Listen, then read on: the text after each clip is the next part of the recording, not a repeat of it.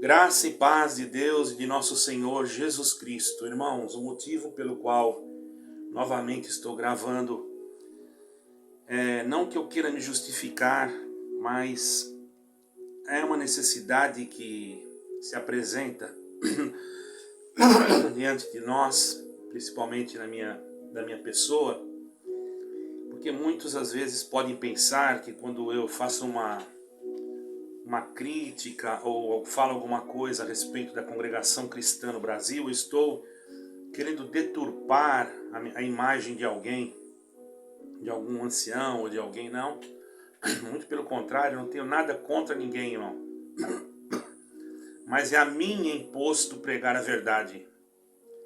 E essa imposição não foi pelo homem, foi por Deus. Eu tenho que cumprir.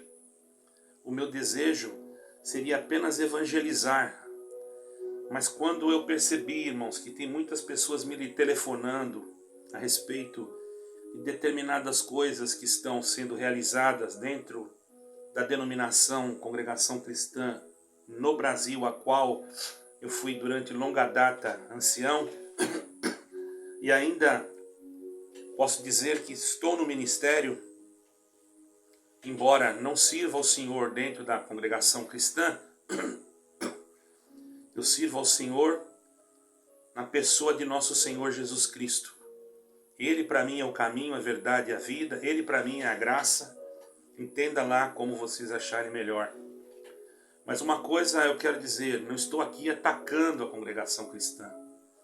Mas muitos irmãos têm telefonado do Brasil e até de outros lugares. Se bem que já estou com um pensamento de voltar ao Brasil. Não sei quando, mas próximo estarei novamente no Brasil.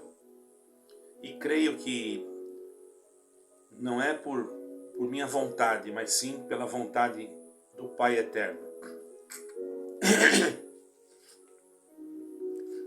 Então, irmãos, a necessidade que está acontecendo, que está ocorrendo atualmente, é que pessoas estão se deixando levar por falsos ensinos, e que muitas das vezes, irmãos, nós também, no passado, também não conhecíamos, também não tínhamos a compreensão, mas precisou nos passar por um cálice amargo, para hoje nós entendermos que nós também cometemos erros, como muitos anciãos estão cometendo, e também muitos estão saindo porque estão reconsiderando sua vida. Não me perdoem aí, viu, irmãos? Porque cada um quer herdar a vida eterna, e não é justo que nós, irmãos, venhamos defender aquilo que não é correto diante de Deus. Então, quero deixar claro que você não é obrigado a seguir a minha opinião, que não é minha, mas eu vou tirar tudo da Escritura.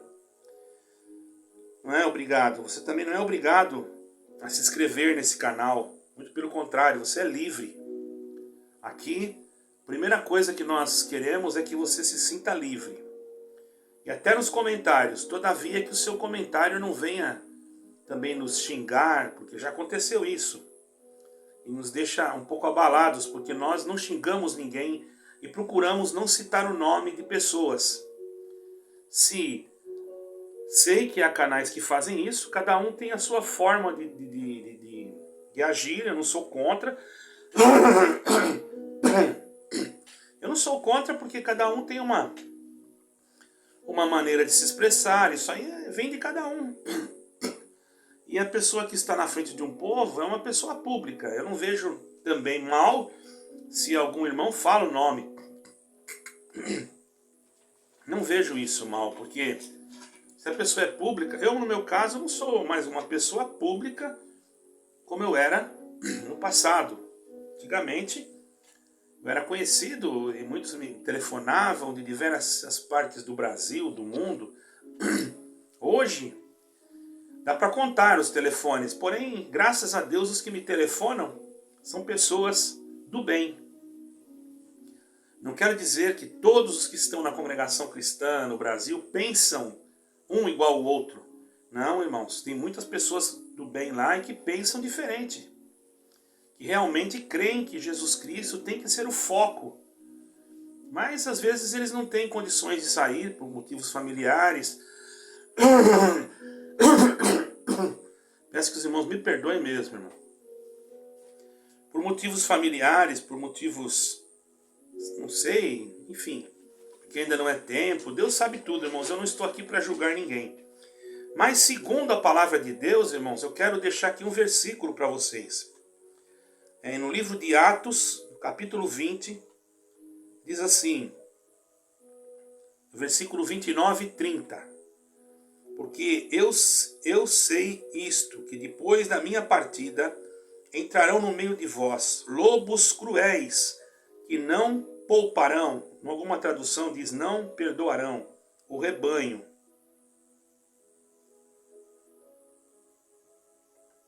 Ou melhor, que não perdoarão, que não pouparão, né? O rebanho. Lobos que dentre vós mesmos se levantarão. E se levantará coisas perversas para atraírem os discípulos após si. Isso está acontecendo. Você pode ler em 29 de Atos, versículo 30, irmão. Atos 29. Eu tinha marcado o versículo aqui, mas eu acredito que faltou uma partezinha do versículo. Eu vou ler bem rápido aqui, irmãos, para não tomar o tempo. Esse vídeo não, realmente esse vídeo não vai ficar longo, vocês vão ver. E após vou fazer outros. Hoje eu tenho tempo para mim fazer outros vídeos. 29, ou 20, versículo 29 e 30, não é? Então vamos ser bem rápido aqui. Eu vou repetir o versículo, mas agora lendo diretamente das Escrituras, porque eu marquei o versículo aqui, certo? Então, capítulo 20, versículo 29. Porque eu sei que depois da minha partida entrarão no meio de vós lobos cruéis que não perdoarão ao rebanho, e que dentre vós mesmos se levantarão homens que falarão coisas perversas para atraírem os discípulos após si. Irmãos, isso está acontecendo. E muitas das pessoas que eu quero dizer perversos estão dentro da congregação. Como podem estar em outras denominações também, não é só lá não. Isso está em várias denominações. Por isso hoje se torna difícil para um irmão que às vezes descobre o verdadeiro evangelho, que estava num evangelho que não era cristocêntrico, que na verdade nem era evangelho, porque o evangelho não faz o que os irmãos estão fazendo. Os irmãos estão tomando o lugar de juiz, estão tomando o lugar de Deus, estão querendo ser os mediadores entre Deus entre os homens e Deus. Eu cheguei a ouvir palavras assim, que o ancião falou que eles têm poder de ligar e desligar. Eles não têm poder de nada, irmão. Quem tem poder é Jesus Cristo. Agora um homem vem dizer que tem poder de ligar e desligar. Nós sim podemos orar em comunhão e concordar alguma coisa na terra. E se nós concordarmos e o Senhor se agradar, e nós ligarmos aqui na terra, então é ligado no céu. Mas aí tem que o Senhor se agradar, não é qualquer coisa que o Senhor vai ligar no céu. Imagine duas pessoas tramar o mal do outro. Você acha que Deus vai ligar isso no céu? De maneira alguma, irmão. Ou tramar, sentar uma pessoa inocente, Deus vai ligar isso no céu? Não vai. Porque Deus não tem prazer de destruir a vida de ninguém, irmão. Está escrito que ele não tem prazer nem na morte do ímpio, quanto mais naquele que às vezes está na simplicidade. Por isso eu não quero tirar o chão daquele que está dentro dessa congregação e pensa que lá, só tem lá a salvação. Isso é mentira, você foi enganado. Assim como eu no tempo que eu estava lá, enganei a muitos, porque eu também não sabia. Hoje eu me arrependo profundamente. Irmãos, a salvação ela vem pela fé. A salvação vem pela fé. Irmãos, essa tosse é porque eu estou um pouco alérgico, certo, irmãos? Eu liguei o ar do outro quarto e me deu alergia. Agora eu desliguei. Só para os irmãos me perdoarem. Entende, irmãos? Salvação é pela fé. Se você pegar 2 Timóteo, no capítulo 3, versículo 15, Paulo falou assim para Timóteo, olha, e desde a tua meninice sabes as sagradas escrituras, que pode fazer-te sábio para a salvação pela fé que há em Cristo Jesus. Então aqui ele falou duas coisas que a congregação não aceita. Primeiro, Paulo falou que ele conhecia as escrituras desde menino, quer dizer, ele estudava. Isso é uma coisa lógica, porque em Israel, irmãos, eles estudam. Inclusive, para quem não sabe, a Torá, que é os 5 livros da Antiga Aliança, do Velho Testamento, irmãos, ela é tarefa disciplinar na escola, até hoje. Né? Por isso que você pega um menino daquele, ele sabe. Se perguntar para ele como é que foi que Deus criou o céu e a terra, ele sabe tudo, porque ele estudou, irmão. E não foi condenado por Paulo, porque Timóteo já era um convertido. Aqui, irmãos, ele falou para Timóteo tudo isso. Você sabe, isso poderá te fazer sábio para a salvação, pela fé. Quer dizer, ele colocou a fé primeiro. Não é pela obra dele ter estudado, não. Pela fé a salvação vem. A obra, irmão, não é a congregação cristã. Não é as obras que nós fazemos, irmãos. A obra é Jesus Cristo. Então a fé sem a obra, ela é morta. Quer dizer, se você tem pessoas que têm fé, mas não creem na obra que é Jesus Cristo. Quantas pessoas que têm fé? Só na Babilônia tinha 3.600 deuses, irmão. Tinha pessoas que tinham fé num Deus lá, mas aí aquele Deus era uma obra morta. Não ia resolver nada. Ele tinha fé, mas a obra dele era morta. E a fé sem a obra é morta. Está entendendo, irmão? Nós temos que compreender que a obra é Jesus Cristo, irmão. Não é o homem. Não é a congregação cristã. Isso está escrito. E muitas das vezes a pessoa não entende, irmãos. A pessoa fica debaixo de um jugo pesado, entende, irmãos? Nós pegarmos lá em... Aqui tá, eu marquei aqui, irmão, o versículo, para não ficar folheando a Bíblia. Está marcado aqui o versículo. Ó. João 6, versículo 29. Mas você pode ler o 28 para completar. Eu só vou falar o 29. Jesus respondeu: a obra de Deus é esta, que creais naquele que ele enviou. Esta é a obra da cruz. Agora, quando você tem a obra que é Jesus Cristo, você passa a praticar boas obras, não porque você vai praticar pela tua força, mas aí as tuas obras serão praticadas por Cristo em você. Isso quer dizer, a obra do Espírito de Deus em você faz você fazer boas obras. Mas não são elas que vão te salvar, porque se Cristo não estivesse em você, pela fé, você não praticaria boas obras. Ainda que você as praticasse, elas seriam mortas, porque você estava tendo uma fé sem estar na obra, sem a obra da salvação, que é Jesus Cristo. Está aqui, eu acabei de ler. Ó. A obra de Deus é esta, que criais naquele que ele enviou. João 6, versículo 29, lê lá. Aí você faz uma torcida aí, você fala que não, tem que fazer alguma obra para ajudar Deus, para ele me salvar. Você não tem competência, o homem é incompetente, ele não tem condições de dar um passo se Deus não for na vida dele, irmão. O homem tem que ser convencido pelo Espírito de Deus do seu pecado. A ação de você dar o passo é pelo Espírito Santo. Não é você que dá o passo porque você quer dar. Porque a carne tem por tendência pender para o lado da carne. Por isso que a fé sem obra, ela é morta.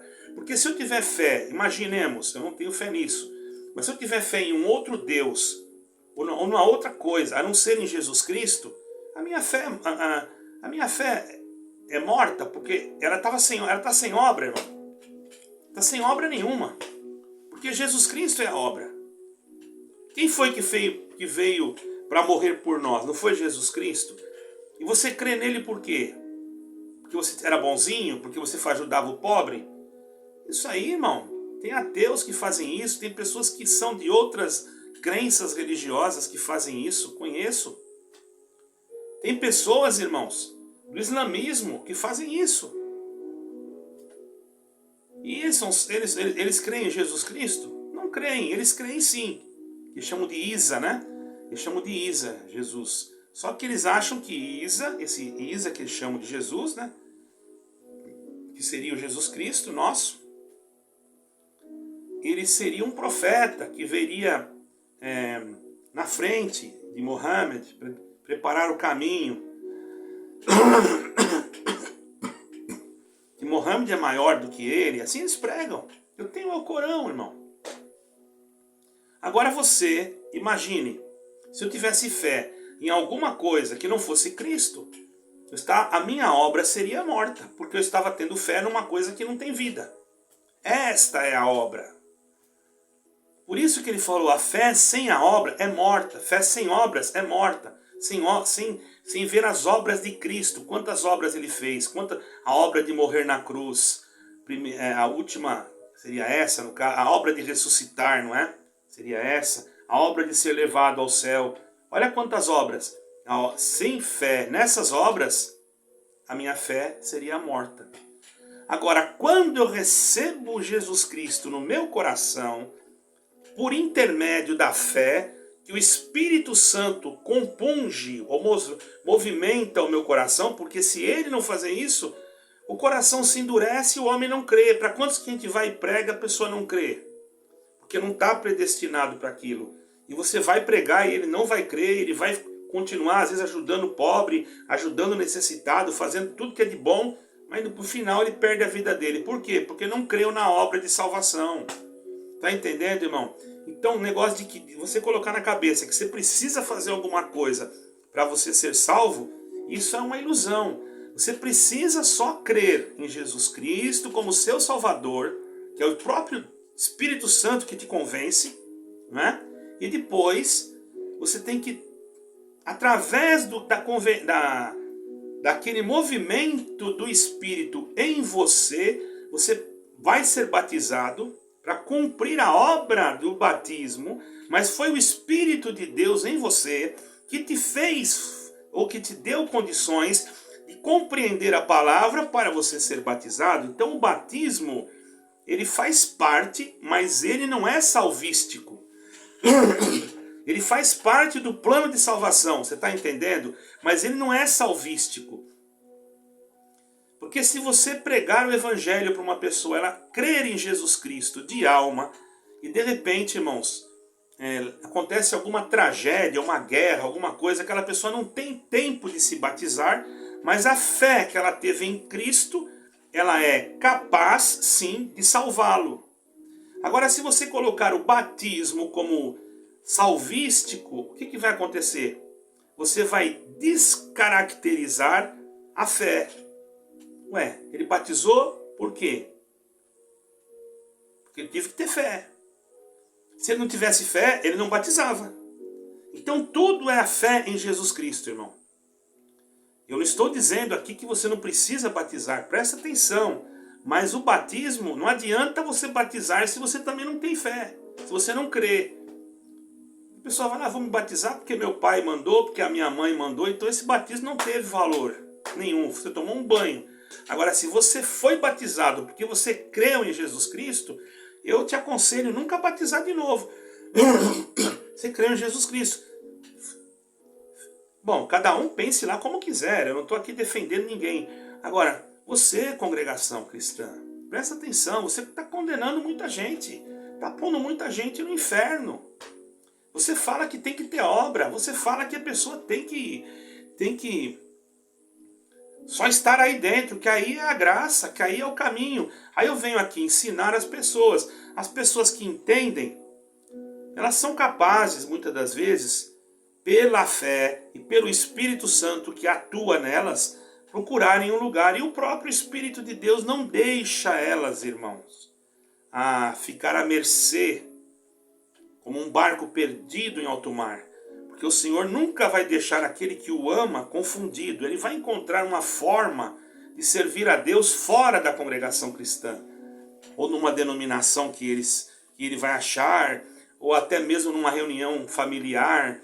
Tem muitos que eu conheço que já estão se reunindo em grupos grandes até, dentro de casas e dentro de fazendas, dentro de sítios lá no Brasil. Aqui falar sítio aqui em Portugal quer dizer lugares, né? Mas lugares onde coloca as coisas. Por exemplo, eu vou colocar a Bíblia neste sítio, quer dizer, nesse lugar. Então quando eu falo sítio, estou falando, se algum português escutar, estou falando, assim, seria uma quinta aqui em Portugal, né? Então pessoas que se reúnem em quintas, em sítios, pessoas que se reúnem em casa, pessoas que se reúnem com a família. Mas se você não tem essa condição, ore, procure uma igreja bíblica. Você vai lá, examina, vê se está direitinho, conforme está na Bíblia. Vê a palavra se é cristocêntrica. Vê se não prega uma doutrina armeniana, que você tá, ou uma doutrina pelagiana. Você entra lá na internet, ainda ontem o irmão Wagner explicou sobre isso. Eu tenho estudado sobre isso. Qualquer hora nós vamos fazer um vídeo a respeito disso, mas hoje não é isso que eu estou sentindo.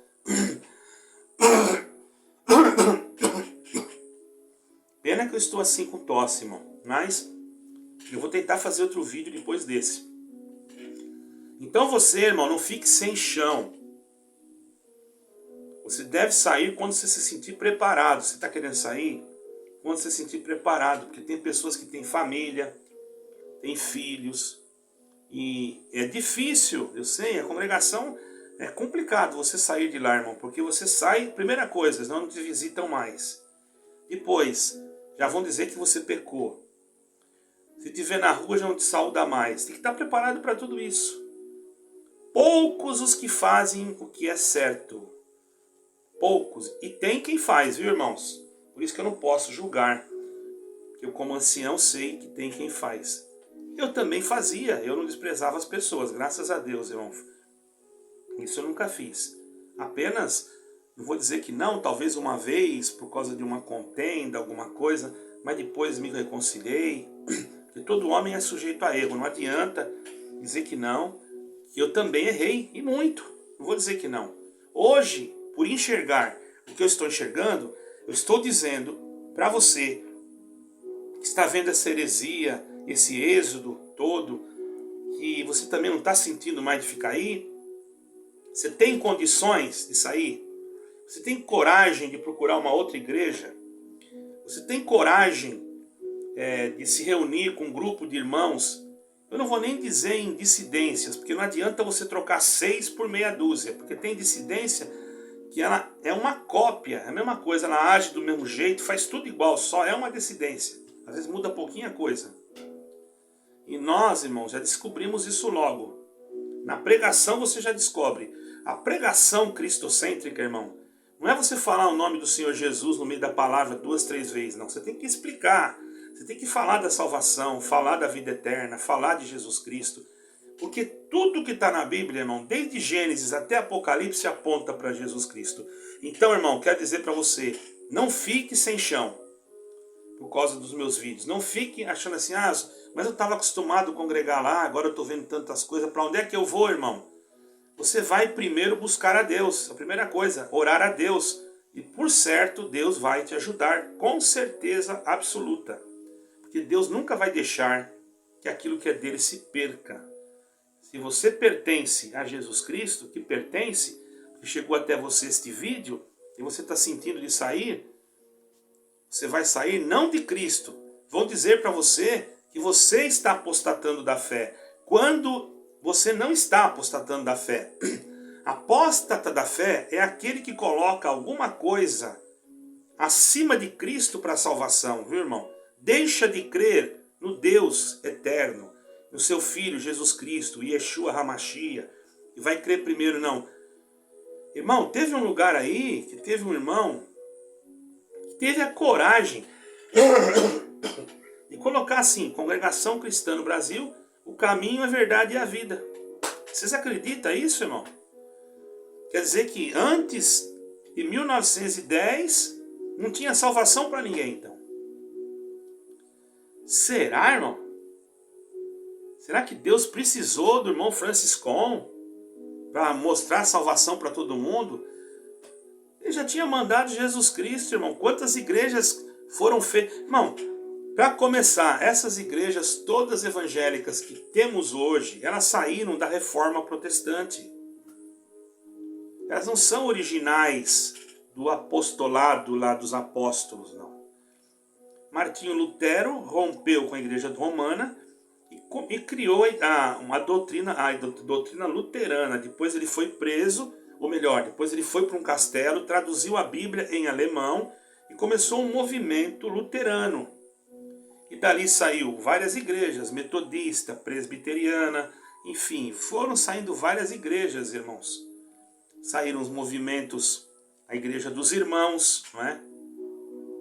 Para começar, nem o irmão Luiz Franciscon, ele não foi batizado na congregação, irmãos. Ele foi batizado num outro batismo por um outro irmão, sendo que ele já era batizado primeiro na presbiteriana, mas como a presbiteriana batiza por aspersão, ele disse que teve uma revelação, tudo bem, eu não vou entrar aqui em detalhes, né? E que Deus mostrou para ele que ele tinha que se batizar por imersão. Bom, ele foi batizado por imersão e depois não foi ninguém da congregação, porque nem existia a congregação. Foi ele que era para ser o fundador.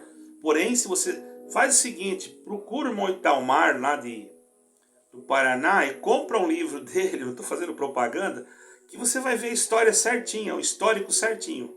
Eu não vou entrar aqui em detalhes, porque senão, irmão, eu fiz um propósito de hoje fazer mais vídeos. Se eu ficar muito longe aqui, a única coisa que eu quero dizer para vocês, irmãos, que vocês têm que crer em Jesus Cristo, e que a obra de salvação é Cristo, e que tem pessoas boas dentro da congregação, sim, estão até sendo enganadas, porém, eu não quero que você pense que eu estou falando para ninguém sair.